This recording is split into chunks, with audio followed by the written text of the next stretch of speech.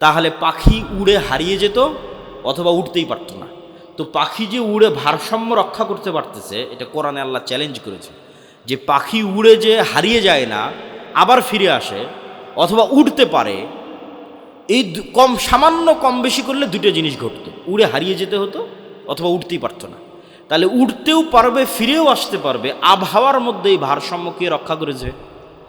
তাহলে এই বিমান উড়ে হারিয়ে যাচ্ছে না, এই বিমান উড়ে আবার ফেরত আসতেছে, আবহাওয়ার মধ্যে এই ভারসাম্যকে রক্ষা করেছে আল্লাহ সুবহানাহু ওয়া তাআলা রক্ষা। তাহলে এখানে বিজ্ঞানীদের কিছুই নাই, সব কিছুই আগে থেকে ছিল, মানুষ চিন্তা করে নতুন করে জাস্ট একটা আর একটার সাথে জোড়া তালি দিয়ে বানিয়েছে।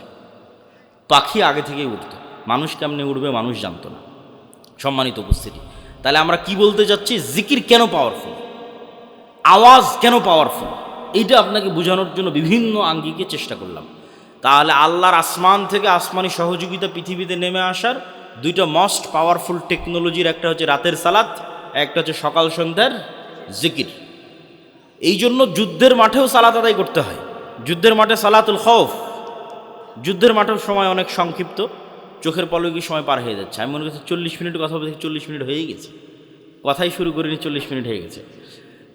আচ্ছা, আমি যা আলোচনা করতেছি সবগুলো আলোচনায় আল্লাহর পথে যাত্রা এই বইয়ের মধ্যে আছে। যে বইটা নতুন এসেছে, এই বইটা ঈমান বিল গায়বে ইয়াকিন তৈরি করার জন্যই লেখা। অদৃশ্য জগতের উপরে বিস্তর আলোচনা আছে।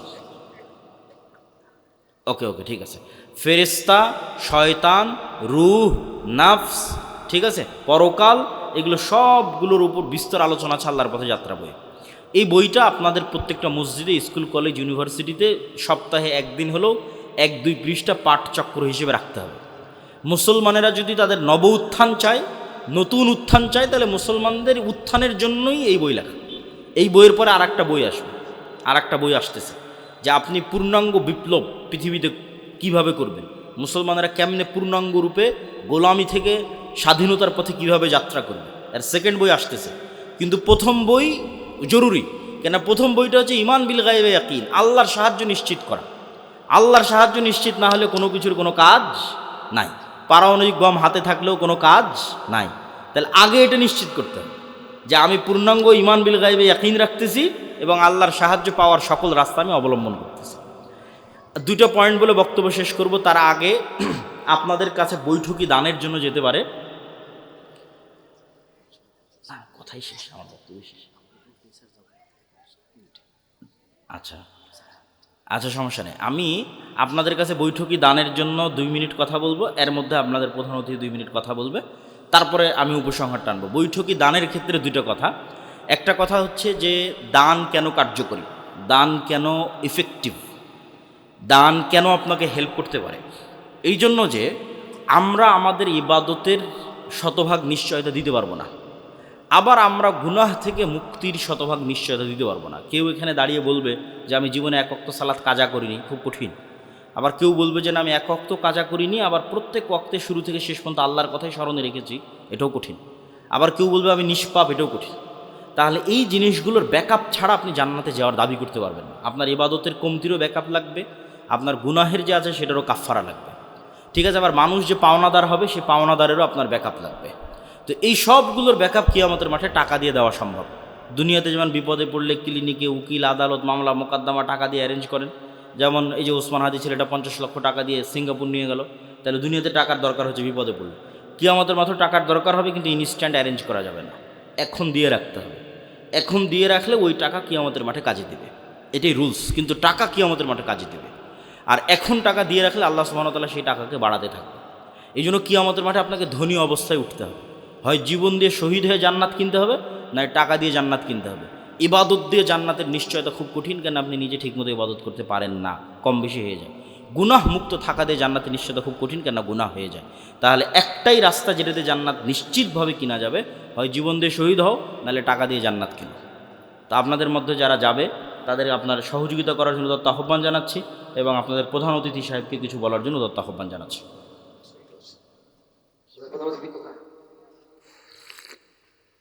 আপনাদের স্বেচ্ছাসেবক পাঠান দানের জন্য। আপনারা সবাই পকেটে হাত দেন, আর কেউ যাবেন না, শেষ করে দেবেন। 10টা বলে শেষ করে দেবেন ইনশাআল্লাহ। 10টা বাজবে আর শেষ করে দেবেন। আপনারা অনুগ্রহ করে কেউ যাবেন না, 10টা হলে প্রোগ্রাম শেষ হয়ে যাবে ইনশাআল্লাহ।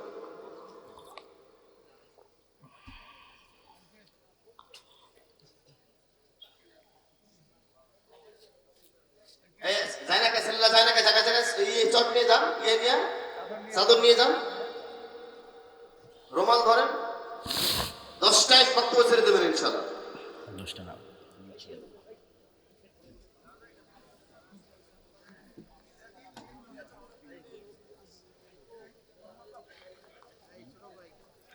আমি কথা বলি। তো আমি আপনাদের দান শেষ হতে হতে, যেহেতু আমাকে আবার এখান থেকে দূরে যেতে হবে, 40 মিনিট মোটামুটি কথা বলা হয়ে গেছে। অল্প কথার মধ্যেও যদি আমল করেন কাজে দিবে।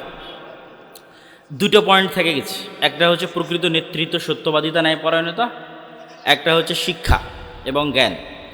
সহজে বুঝাই, আপনাদের জন্য বুঝতে কাজে দিবে। আল্লাহ সুবহানাহু ওয়া তাআলা পৃথিবী কিছু ফাংশনের উপর সেট করেছে, যেমন মোবাইলের কিছু ফাংশন, ফ্ল্যাশ লাইট, ওই যেমন ক্যামেরা দিয়ে ছবি তুলতেছে, ফাংশনে চাপ দিচ্ছে, ঠিক আছে। তো পৃথিবীতে কিছু ফাংশন আল্লাহ সেট করেছে, এটা যেই ইউজ করুক না কেন কাজে দিবে।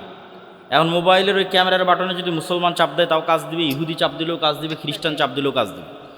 তো আল্লাহর পৃথিবীর ফাংশন হচ্ছে যে জ্ঞান অর্জন করবে সে নেতা হবে, যে সত্যবাদী ন্যায়পরায়ণ হবে সে নেতা হবে। তো জ্ঞান অর্জন যদি ইহুদি খ্রিস্টান করে, আর দেলদুয়ারের যুবকেরা যদি বিড়ি, সিগারেট, মদ, জুয়া, গাঁজা, নেশা, ফ্রি ফায়ার, পাবজি, খেল তামাশা, আলহামদুলিল্লাহ, বিভিন্ন নেশা এবং মাদকতার মধ্যে ব্যস্ত থাকে, আর ইহুদি খ্রিস্টানদের সন্তানেরা যদি জ্ঞান অর্জন করে, তো কে নেতা হবে? আর একটু জোরে বলেন, কে নেতা হবে? ইহুদি খ্রিস্টান হবে। আল্লাহ বলবে না যে ইহুদি খ্রিস্টান তোরা জ্ঞান অর্জন করছিস, তোদের নেতা বানাবো না, আমার দিল দুয়ারের কিছু বান্দা আছে, এরা মদ খায়, জুয়া খায়, এরা মুসলমান, এদের নেতা বানাবো। এই কাজ আল্লাহ করে না। আল্লাহ সুবহানাহু ওয়া তাআলা রুল ব্রেক করে না। তাহলে যে ফাংশনের উপর সেট করা আছে ওই ফাংশনকে ইউজ করতে হবে। এই ফাংশন যে ইউজ করবে তার জন্য কাজ দেবে।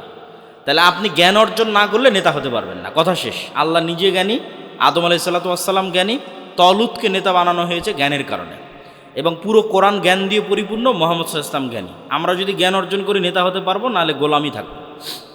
পয়েন্ট নাম্বার 2, সত্যবাদিতা, ন্যায়পরায়ণতা, এটাতে নেতা হয়। গণতন্ত্রের কালচার এমন, এখানে 2 নম্বরই লিয়াজু, লবিং, ধোকাবাজি, এই রাস্তাগুলো দিয়ে মানুষ নেতা হয়। তো এই 2 নম্বরই লিয়াজু, লবিং, এগুলোর মাধ্যমে যে নেতা হয় এরা মূলত গোলাম। আল্লাহর ক্রাইটেরিয়া এরা কি? গোলাম। আর ওই যে ওসমান হাদির মতো ছেলে, যারা কোনো দলের লিয়াজু, কোনো টাকা পয়সার লেনদেন, কোনো কিছুর সাথে না থেকে একদম স্ট্রেট ফরওয়ার্ড, যেটা সত্য, যেটা ন্যায় সেটাই বলবে, এইগুলো হচ্ছে আসল নেতা। কিন্তু এই নেতাগুলোকে গণতন্ত্রের সিস্টেমে উঠে আসতে দিবে না। এভাবে গণতন্ত্রকে সেট আপ করা আছে, উঠে আসলে গুলি করে উড়িয়ে দিবে। তাহলে গণতন্ত্র হচ্ছে গোলাম তৈরির কারখানা। মানে এখানে যদি এমপিও হয়, প্রাইম মিনিস্টারও হয়, তাহলে সে গোলাম। কেন? 2 নম্বর রাস্তা অবলম্বন করেছে। 2 নম্বর রাস্তা অবলম্বন করলে নেতা হওয়া সম্ভব নয়। ওকে ভারত কিনে নেবে টাকা দিয়ে, আমেরিকা কিনে নেবে টাকা দিয়ে। তাহলে সত্যবাদী, ন্যায়পরায়ণ সবাইকে নিজ নিজ জায়গায় হতে হবে। আপনি কেমনে মাপবেন আপনি ন্যায়পরায়ণ কিনা, সত্যবাদী কিনা? নিজের পিতার জমিতে নিজের বোনকে ন্যায়ের সাথে সম্পত্তি বন্টন করেছেন কিনা, একটা ছোট্ট পরীক্ষা। যদি দিয়ে থাকেন তাহলে নেতৃত্বের গুণ আছে, যদি না দিয়ে থাকেন তাহলে গোলামির গুণ আছে। তাহলে নেতা হতে হলে নিজ নিজ জায়গায়। মসজিদ মাদ্রাসাতে সালাত সিয়াম আছে, নাই কি? সত্যবাদিতা, ন্যায়পরায়ণতা নাই। আলেম ওলামাদের মধ্যেও সালাত সিয়াম হজ জাকাত আছে, নাই কি? সত্যবাদিতা, ন্যায়পরায়ণতা নাই। এই বেসিক ক্রাইটেরিয়া লিডারশিপের, এটা আমাদের কোথাও মুসলমানদের মধ্যে নাই। কেননা ব্রিটিশ উপনিবেশের দীর্ঘ গোলামির কারণে আমরা এটা হারিয়ে ফেলেছি। গোলামি মে বাদাল জাতি হে কওম কা জমির, আল্লামা ইকবাল বলেছেন, গোলামির মাধ্যমে স্বভাব চরিত্র পরিবর্তন হয়ে যায়। তাহলে লম্বা গোলামিতে আমাদের স্বভাব চরিত্র পরিবর্তন হয়ে গেছে। তো সম্মানিত উপস্থিতি, পুরো বক্তব্যের সামারি করে দিই। আজকেই মুসলমানেরা গোলাম থেকে স্বাধীন হয়ে যাবে 500 যদি যুবক এরকম তৈরি হয় যারা আমার এই বক্তব্যকে পূর্ণ করে দিতে পারবে। 500। আমি যে থিওরি দিয়ে গেলাম, সিক্রেট রেসিপি দিয়ে গেলাম, এটা বাংলাদেশের ক্ষমতা দখলের নয়, পৃথিবীর ক্ষমতা দখলের। সারা পৃথিবী, শুধু বাংলাদেশ নয়, সারা পৃথিবী। ইমান বিল গায়বে ইয়াকিন থাকতে হবে, আল্লাহর সাহায্য নিশ্চিত করতে হবে। আল্লাহর সাহায্য নিশ্চিত হওয়ার জন্য সৎ আমল লাগবে। ফরজ ইবাদতের পাশাপাশি রাতের সালাত এবং সকাল সন্ধ্যার জিকির। সত্যবাদিতা, ন্যায়পরায়ণতার জ্ঞান এবং শিক্ষায় সর্বোচ্চ স্তরে যাওয়া, এই 2টা দুনিয়ার কাজ। আগের যেগুলো বললাম এগুলো আল্লাহর সাথে রিলেটেড, আর বাকি 2টা দুনিয়ার সাথে রিলেটেড। তাহলে আপনি হবেন এরকম 500 মানুষ যদি তৈরি হয়ে যায় যারা এরকম ক্রাইটেরিয়া পূর্ণ করবে, এরা শুধু বাংলাদেশ বিজয় করবে না, এরা পৃথিবী বিজয় করবে। তোর কোথায় আজকে 12,000। তো 12,000 সাহাবি দেখে সাহাবিরাই মনে করে নিয়েছে যে আজকে আমরা এমনি জিতে গেছি। মক্কা তো বিজয় করেছি, আজ হুনায়নও বিজয়। যুদ্ধের আধা ঘন্টার মধ্যে সব সাহাবি পালিয়ে যাচ্ছে। হুনায়নের যুদ্ধ একমাত্র যুদ্ধ আল্লাহর নবীর জীবদ্দশায়, যেটাতে আল্লাহর নবী দুনিয়ার দিক থেকে পাওয়ারফুল ছিলেন। তাহলে নবীর জীবদ্দশায় দুনিয়ার দিক থেকে পাওয়ারফুল থাকার পরেও যুদ্ধে পরাজয় হচ্ছে, আল্লাহর নবীর সামনে দিয়ে তার সাহাবীরা পালিয়ে যাচ্ছে। তাহলে সামারি কি? সামারি হচ্ছে নবী মুহাম্মদ সাল্লাল্লাহু আলাইহি ওয়াসাল্লামও বিজয়ের জন্য কার সাহায্যের মুখাপেক্ষী? জোরে বলেন, কার সাহায্যের মুখাপেক্ষী? আল্লাহর সাহায্যের মুখাপেক্ষী। আল্লাহর সাহায্য যতক্ষণ নিশ্চিত না হয়েছে বিজয় সম্ভব নয়। অতীতেও কোনো দিন হয়নি, ভবিষ্যতেও কোনো দিন হবে না। আর এরকম ঘটনা আপনি পৃথিবীর ইতিহাসে খুব কম দেখাতে পারবেন যেখানে মুসলমানেরা শক্তিশালী অবস্থায় বিজয়ী হয়েছে। প্রত্যেকটা বিজয়ের ক্ষেত্রে দেখবেন মুসলমান এবং ইসলাম দুর্বল, বিপরীত পার্টি শক্তিশালী। যেমন ইউশা বিন নুন যখন আমালেকা গোত্রকে পরাজিত করে জেরুজালেমে, তখন আমালেকা গোত্রের কথা কোরআনে বলা আছে, ইন্না ফিহা কওমান জাব্বারিন লান নাদখুলা ফিহা হাত্তা ইয়াখরুজু মিনহা। জেরুজালেমে 30 তলা 40 তলা দেহের সমান অধিকারী, বিশাল দেহের অধিকারী জাব্বারিন কওম আমালেকা গোত্র বসবাস করে, আমরা এদের সাথে যুদ্ধ করে টিকতে পারবো না। তো সেই যুদ্ধেও ইউশা বিন নুন বিজয়ী হয়েছে আল্লাহর সাহায্যে। দাউদ আলাইহিস সালাতু ওয়াস সালাম যখন তালুতের সাথে জালুতের বিরুদ্ধে যুদ্ধ করতে গেলেন, তখন পরীক্ষা ছিল নদীর পানি কেউ পান করতে পারবে না। মাত্র 300 মানুষ নদীর পানি পান না করে পার হলো। তো এই 300 মানুষ লক্ষ মানুষের সামনে দাঁড়িয়ে আছে। কোরআনের আয়াতে আল্লাহ বলছেন, লা তাকাতা লানা আল ইয়াউমা বিজালুতা ওয়া জুনুদি। আরে আজকে এই 300 মানুষ লক্ষ মানুষের সামনে কি করবে? আমাদের তো কোনো শক্তিই নাই, কোনো ক্ষমতাই নাই, যুদ্ধ কেমনে হবে? আর এক দল বলল, কাম্মিং ফিআতিন কালিলাতিন গালাবাত ফিআতান কাসীরাতান বিইজনিল্লাহ। কোরআনের আয়াত যে আরে কত দুর্বল জাতিকে কত শক্তিশালী জাতির উপর বিজয় দিয়েছে আল্লাহ তার সাহায্যে। বলেন আল্লাহু আকবার। তাহলে মুসলমান এবং ইসলাম দুর্বল অবস্থায় বিজয়ী হতে পারে আল্লাহর সাহায্যে, শক্তিশালী অবস্থায় বিজয় হবে না যদি কার সাহায্য না থাকে? আল্লাহর সাহায্য না থাকে। এখন আল্লাহর সাহায্য কিভাবে আসবে? পয়েন্ট নাম্বার 3, আল্লাহর সাহায্য পৃথিবীতে আসে সৎ আমলের মাধ্যমে। সৎ আমলগুলোর মধ্যে মোস্ট পাওয়ারফুল 2টা আমল যা পৃথিবীতে আল্লাহর সাহায্য নিয়ে আসতে পারে আসমান থেকে, একটা রাতের সালাত, একটা সকাল সন্ধ্যের জিকির। যেগুলো ফরজ আমল এগুলো তো বাধ্যতামূলক, করতেই হবে। এগুলো না হলে আপনার সুইচই অন হবে না, অ্যাকসেপ্টই হবে না, ফোন ওপেনই হবে না, পাসওয়ার্ড মিলবে না, ফেস ভেরিফিকেশন নাই, ফিঙ্গারপ্রিন্ট নাই, মোবাইল কিভাবে খুলে? তো ফরজ তো লাগবেই। ফরজের উপরেও 2টা স্পেশাল ইবাদত, একটা রাতের সালাত, একটা সকাল সন্ধ্যার জিকির।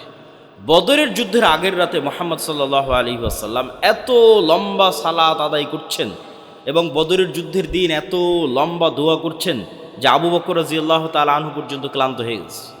যে আপনি একজন নবী হয়ে এত আল্লাহ সুবহানাহু ওয়া তাআলার কাছে দোয়া করা লাগে, এত কান্নাকাটি করা লাগে? একবার বললেই তো হয়, আল্লাহ সুবহানাহু ওয়া তাআলা আপনার কথা শুনবে তো। কিন্তু ঘটনা হচ্ছে যে মুহাম্মদ সাল্লাল্লাহু আলাইহি ওয়াসাল্লাম আমার এবং আপনার চেয়ে ভালো জানতেন যে বদরে আমার বিজয় সম্ভব নয় কার সাহায্য ছাড়া? আল্লাহর সাহায্য ছাড়া। 1 নাম্বার, এটা আমার এবং আপনার চেয়ে ভালো জানতেন। 2, মুহাম্মদ সাল্লাল্লাহু আলাইহি ওয়াসাল্লাম আমার এবং আপনার চেয়ে ভালো জানতেন যে আল্লাহর সাহায্য পৃথিবীতে আমি মুহাম্মদ যদি নিয়ে আসতে চাই তাহলে আমাকে রাতের সালাত আদায় করতে হবে, আল্লাহর কাছে কান্নাকাটি করে দোয়া করতে হবে। তাহলে সামারি কি, রেজাল্ট কি, যেটা আপনি আজকে শিক্ষা নিয়ে যাবেন? যে পৃথিবীর সর্বশ্রেষ্ঠ নবী মুহাম্মদ সাল্লাল্লাহু আলাইহি ওয়াসাল্লাম আল্লাহর সাহায্য ছাড়া জিততে পারে না। 1 নাম্বার, পৃথিবীর সর্বশ্রেষ্ঠ নবী মুহাম্মদ সাল্লাল্লাহু আলাইহি ওয়াসাল্লাম আল্লাহর সাহায্যের জন্য রাতের সালাতের মুখাপেক্ষী। আর আমার আপনার মতো গুনাহগার মানুষ 5 ওয়াক্ত সালাত আদায় না করেই খালি তাকবীর দিয়ে, মিছিল করে আর ভোট দিয়ে ইসলামকে বিজয় করে ফেলবে। তাহলে হয় আমরা ভুল বুঝেছি, আর নাহলে কোরআন এবং হাদিস ভুল, মুহাম্মদ সাল্লাল্লাহু আলাইহি ওয়াসাল্লাম ভুল বুঝেছে। তাহলে আপনাকে এবার এটার সাথে মিলাতে হবে। বিজয় সম্ভব নয় কার সাহায্য ছাড়া? আল্লাহর সাহায্য ছাড়া। আল্লাহর সাহায্য ফরজ ইবাদত না করে, 5 ওয়াক্ত সালাত আদায় না করে, সুদ ঘুষ হারাম ইত্যাদি গুনাহ থেকে বিরত না থেকে, রাতের সালাত আদায় না করে আল্লাহর সাহায্য আসবে? আসবে না। এটা ফাংশন। ঠিক যেভাবে আপনি এই যে মোবাইল দিচ্ছেন, এই যে ফিঙ্গারপ্রিন্ট মিলে যাচ্ছে, ফেস ভেরিফিকেশন হচ্ছে, প্রত্যেকটা আমলের একটা পিকচার, একটা চিত্র, একটা ফরম্যাট লাউহে মাহফুজ আছে, লাউহে মাহফুজে প্রত্যেকটা আমলে। এই আমলগুলো যখন নূর তৈরি করে উপরের দিকে উঠে যেতে থাকে, লাউহে মাহফুজের যে চিত্র সেই চিত্রের সাথে মিলে যেতে থাকে, ওই টাইমিংয়ের সাথে মিলে যেতে থাকে। এই জন্য প্রতিটা আমল টাইমিংয়ের সাথে কানেক্টেড, প্রত্যেকটা আমল। ওই নির্ধারিত টাইমে ওই নির্ধারিত চিত্র যখন রিপোর্ট হবে তখন অটোমেটিক সাহায্যের দরজা খুলে যাবে। এটা পাসওয়ার্ড। ওই সিস্টেমে যেভাবে মোহাম্মদ সাল্লাল্লাহু আলাইহি ওয়াসাল্লাম দাঁড়িয়েছে, ওই চিত্র, ওই মুখ দিয়ে আওয়াজ, ঠিক যেন একটা জাদুকরি দরজার সামনে আপনি দাঁড়িয়ে আছেন। এই জাদুকরি দরজা এখন এইভাবে খুলবে, এইভাবে পাসওয়ার্ড লোকেট করা আছে। আপনি এইভাবে দাঁড়িয়ে এইভাবে রুকুতে গেলেন, মুখে আওয়াজ উচ্চারণ হচ্ছে, টাইমের সাথে মিলতেছে, কাজের সাথে মিলতেছে, এখন দরজা ওপেন হয়ে যাবে। ওর যে সালাতের সাথে নাই, ওর কোনো খাওয়া দাওয়া নাম গন্ধ কিছুই আল্লাহর কাছে নাই, শেষ। ও এখন জান্নাতে গেল কি জাহান্নামে গেল নিচ্ছে, ও জান্নাতে গেল কি জাহান্নামে গেল সেটা দেখে আল্লাহ সুবহানাহু ওয়া তাআলার কোনো কাজ নাই। আল্লাহ সুবহানাহু ওয়া তাআলা এটা পরোয়া করে না। তাহলে যে এই রিলেটেডের মধ্যে নাই, ওর সাথে আল্লাহ সুবহানাহু ওয়া তাআলা নাই। সম্মানিত উপস্থিতি, পয়েন্ট নাম্বার 4। আমরা কিন্তু 3টে পয়েন্ট অলরেডি শেষ করে ফেলেছি। ইমান বিল গায়বে ইয়াকিন, আল্লাহর সাহায্য ছাড়া ইসলামের বিজয় হয় না। আল্লাহর সাহায্য পৃথিবীতে আনতে পারে সৎ আমল। তার মধ্যে সবচেয়ে পাওয়ারফুল দুটো আমল কি কি? রাতের সালাত এবং আরেকটা কি? সকাল সন্ধ্যার জিকির। সকাল সন্ধ্যার জিকির কেন পাওয়ারফুল? সকাল সন্ধ্যার জিকির এই জন্য পাওয়ারফুল, পৃথিবীর এমন কোনো অসম্ভব কাজ নাই যা জিকির দিয়ে সম্ভব নয়। পৃথিবীর এমন কোনো অসম্ভব নয় যা জিকির দিয়ে সম্ভব নয়। মুসা আলাইহিস সালাতু ওয়াস সালামকে আল্লাহ যখন ফেরাউনের কাছে পাঠালেন, এটাই পৃথিবীর ইতিহাসের সবচেয়ে বড় আশ্চর্য যে মুসা আলাইহিস সালাম ফেরাউনের কাছে যাবে আবার জিতবে। তো আল্লাহ সুবহানাহু ওয়া তাআলা মুসা আলাইহিস সালামকে বলছে, ওয়ালা তানিয়া ফি যিকরি, মুসা তোমাকে তো অনেক কিছু দিলাম, লাঠি দিলাম, মুখের কথা ঠিক করে দিলাম, তোমার সাথে তোমার ভাইকে দিলাম, ঠিক আছে, হাতের মুজিজা দিলাম, তবে একটা কথা মনে রাখিও, সব সময় আমার জিকির করতে হবে। যদি আমার জিকির না করো, মোবাইলে চার্জ না থাকলে মোবাইল অন হবে? আমার জিকির ভুলে গেছো, লাঠি ছেড়ে দিয়েছো, কাজ হয়নি। কথা মনে বুঝতে পারেননি আমার, যে আমার কথা ভুলে গেছো দিয়ে লাঠি ছেড়ে দিয়েছো, যে লাঠি আর সাপ হয় না। লাঠি সমুদ্রে মারতেছো আর রাস্তা তৈরি হয় না। ওয়ালা তানিয়া ফি যিকরি, কাজ করবে সব কিছু, সব টেকনোলজি কাজ করবে, শর্ত হচ্ছে আমাকে সবসময় স্মরণে রাখতে হবে। তাহলে মুসা আলাইহিস সালাতু ওয়াস সালাম সব অসম্ভবকে সম্ভব করে ফেলেছে কার জিকিরের মাধ্যমে? আল্লাহ সুবহানাহু ওয়া তাআলার জিকিরের মাধ্যমে। জাকারিয়া আলাইহিস সালাতু ওয়াস সালাম আল্লাহ সুবহানাহু ওয়া তাআলাকে বললেন, মারিয়ামকে দেখে আল্লাহ, হুনালিকা দাআ জাকারিয়া রাব্বাহ, যে আল্লাহ আমার সন্তান দরকার, ছেলে সন্তান। আল্লাহ সুবহানাহু ওয়া তাআলা সাথে সাথেই ফেরেশতাদের মাধ্যমে তাকে জানিয়ে দিলেন যে সন্তান হবে। সাথে সাথে জানিয়ে দেওয়ার পরেও জাকারিয়া আলাইহিস সালাতু ওয়াস সালাম নিজেরই বিশ্বাস হচ্ছে না যে আমার সন্তান। কেন? ওনার চুল পেকে গেছে, দাড়ি পেকে গেছে, স্ত্রী বন্ধায়, তো কেমনে ওনার সন্তান হবে? উনি আল্লাহকে জিজ্ঞেস করছে, আল্লাহ আমার সন্তান হবে এই কথা তো আপনি বললেন, আমার অন্তরের প্রশান্তির জন্য একটু আলামত বলেন, কি আলামতে আমি বুঝবো যে আমার সন্তান হবে? আল্লাহ বললেন, তোমার আলামতই হচ্ছে তুমি সকাল সন্ধ্যার জিকির করবা। বলেন আল্লাহু আকবার। কোরআন পরিপূর্ণ হয়ে আছে সকাল সন্ধ্যার জিকিরের কথা দিয়ে। বিল গুদুওয়ি ওয়াল আসাল, বিল আশিয়্যি ওয়াল ইবকার, বুকরাতাও ওয়া আসীলা, ক্বাবলা তুলুইশ শামসি ক্বাবলাল গুরুব, এগুলো কোরআনের আয়াত। বিভিন্ন জায়গায় জায়গায় আল্লাহ বলতে থেকেছে, মানুষ তোমরা সকালে এবং সন্ধ্যায় আল্লাহর জিকির করো। টাইমের খুব গুরুত্ব আছে ইসলামে।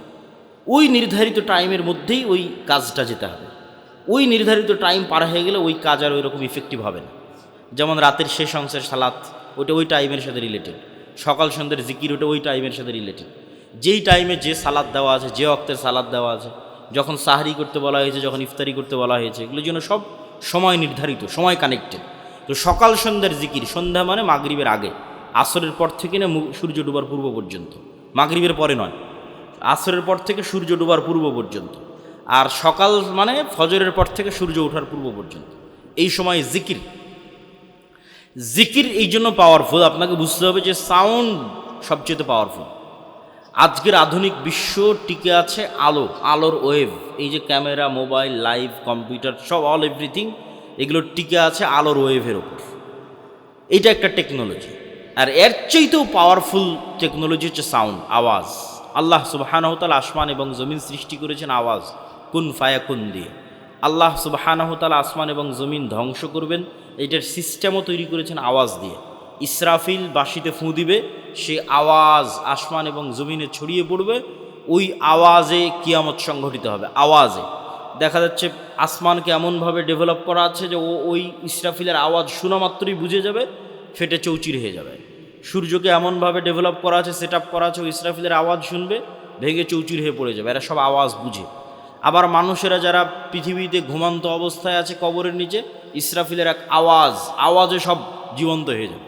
কিয়ামত সংঘটিত হবে, আওয়াজ দিয়ে সব জীবন্ত হয়ে যাবে। তো আওয়াজ হচ্ছে মোস্ট পাওয়ারফুল, খুবই পাওয়ারফুল। এবং আমরা আমাদের আশেপাশে যা দেখছি সবাই আওয়াজ করতেছে, শুনতে পারতেছি না, কিন্তু সবগুলোর আওয়াজ আছে। এটা গায়েব। এই গায়েবের নিউজ আল্লাহ দিয়েছে। আর গায়েবের উপর ইয়াকিন না থাকলে আপনার বিজয়ের প্রথম ধাপই কিন্তু মিস করেছেন, যেটা প্রথম শর্ত দেওয়া আছে যে গায়েবে ইয়াকিন। তাহলে এটা গায়েব, যে আশেপাশের সব কিছু আওয়াজ করতেছে। আল্লাহ কি বলছে? ইসাব্বিহু লিল্লাহি মা ফিস সামাওয়াতি ওয়া মা ফিল আরজ। আসমান জমিন এবং তার মধ্যে যা কিছু আছে তার সব কিছু সব সময় আমার তাসবিহ পাঠ করতেছে। বলেন আল্লাহু আকবার।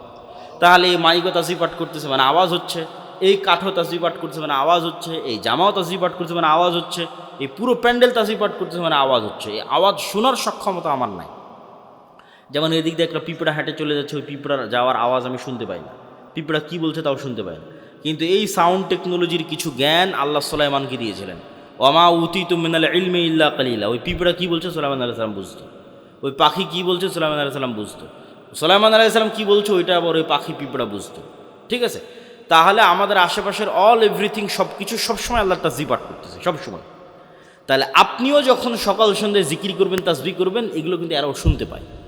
এই জন্য এটা সবচেয়ে পাওয়ারফুল যে আপনি তাসবিহ পড়তেছেন, এই তাসবিহ আপনার আশেপাশের সব শুনতে পায়। রাসূল সাল্লাল্লাহু আলাইহি ওয়াসাল্লাম বলছে, যতদূর পর্যন্ত মুয়াজ্জিনের মাইকের আওয়াজ আজান যাবে, মুখের আওয়াজ যাবে, ততদূর পর্যন্ত জীব জন্তু, জড়বস্তু, জড় পদার্থ, কীট পতঙ্গ, পঙ্গপাল যা আছে এর প্রত্যেকটাই ওই আওয়াজ বুঝে এবং কিয়ামতের মাঠে সাক্ষী দেবে। আল্লাহু আকবার। তাহলে আমি আপনি তাসবিহ, এই গায়েবের উপর যখন আপনার ইয়াকিন হবে, এটা গায়েবের নিউজ, গায়েবের সংবাদ আল্লাহ কোরআনে দিয়েছে, আমি অনুবাদ করতেছি। এই গায়েবের উপর যখন আপনার ইয়াকিন হবে, তার সাথে সাথে যখন এবার আপনি সকাল সন্ধ্যার তাসবিহ পাঠ করবেন, তখন আপনি এমনি বুঝতে পারবেন কেন সকাল সন্ধ্যার তাসবিহ গুরুত্বপূর্ণ, কেন সকাল সন্ধ্যার তাসবিহ পাওয়ারফুল, কেন যে কোনো কিছুতে উঠার সময়ের যে জিকির ওইটা কেন পাওয়ারফুল। যে সুবহানাল্লাযী সাখখারা লানা হাযা ওয়া মা কুন্না লাহু মুকরিনিন ওয়া ইন্না ইলা রাব্বিনা লামুনকালিবুন। উঠলাম বিমানে, বলছি পবিত্রতা সেই সত্তার যিনি বিমানকে আমার অধীনস্থ করেছে। বিমান কেমনে আমার অধীনস্থ হলো? মানুষ বানালো বিমান, যন্ত্র তৈরি করলো মানুষ, বিমান তৈরি করলো মানুষ, চালাচ্ছে পাইলট। আর দোয়া করতেছি যে যেই সত্তা এই বিমানকে আমার অধীনস্থ করেছে। কেননা ওই বিমানে যে তেল ব্যবহার হচ্ছে, ওই তেল কারো বাপের ক্ষমতা নেই তৈরি করবে। ওই তেল আল্লাহ দিয়েছে, মানুষ নিয়ে যে বিমানে লাগিয়েছে। তাহলে ওই তেল কার তাসবিহ পাঠ করতেছে? আল্লাহর তাসবিহ পাঠ করতেছে।